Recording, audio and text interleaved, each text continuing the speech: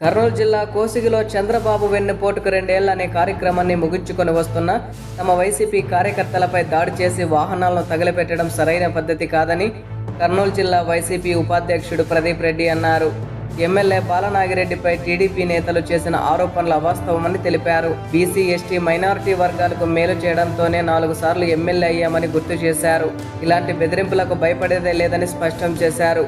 మళ్ళీ ఇలాంటి దుశ్చర్యానికి పాల్పడితే రాబోయే రోజుల్లో ఖచ్చితంగా బుద్ధి చెప్తామని కర్నూలు జిల్లా వైసీపీ ఉపాధ్యక్షుడు ప్రదీప్ రెడ్డి హెచ్చరించారు.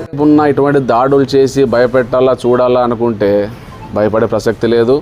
ఈ దాడి నేను మొదలు పెట్టినావు కదా, దీని పర్యావసనాలు నువ్వు ప్రతిరోజు కానీ ఇప్పటి నుంచి ఎక్కడ ఏ దాడి జరుగుతుందో, ఎక్కడ ఎటువంటి జరుగుతాయో అని నీవు నీ కార్యకర్తలు భయపడుతూనే ఉండాలా. ఖచ్చితంగా దీనికి ప్రతిచర్య అయితే తీసుకుంటాం. దీనికి తొందరలో కూడా ఇటువంటి వాటికి బుద్ధి చెప్పే విధంగా కూడా మా కార్యాచరణ కూడా ఉంటుంది.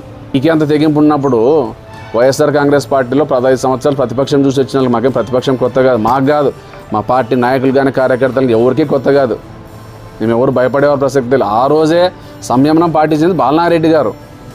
ఎస్పీ గారు ఫోన్ చేసి, ఎమ్మెల్యే గారు ఇది దయచేసి నా మాట వినండి, మీరు అక్కడ పోతే ఉద్రిక్త పరిస్థితులు నెలకొంటాయి, మీరు వాళ్ళు మళ్ళీ పరస్పర దాడులు చేసుకుంటే కూడా సమస్య అవుతుంది, లా అండ్ ఆర్డర్ ప్రాబ్లం అవుతున్న ఉద్దేశంతోనే బాలనాగిరెడ్డి గారు సంయమనం పాటించి, అంతమంది నీ దగ్గర ఎంతమంది ఉన్నారో దానికి 2 నా దగ్గర ఉన్నా కూడా ఒక్క అడుగు కూడా ముందుకు వేయకుండా బీసీలు ప్రజలు మన మధ్యలో వాళ్ళు కొట్లాడుకొని వాళ్ళు ఎక్కడ నష్టపోతారనే ఉద్దేశంతోనే ఎమ్మెల్యే గారు సంయమనం పాటించడం జరిగింది.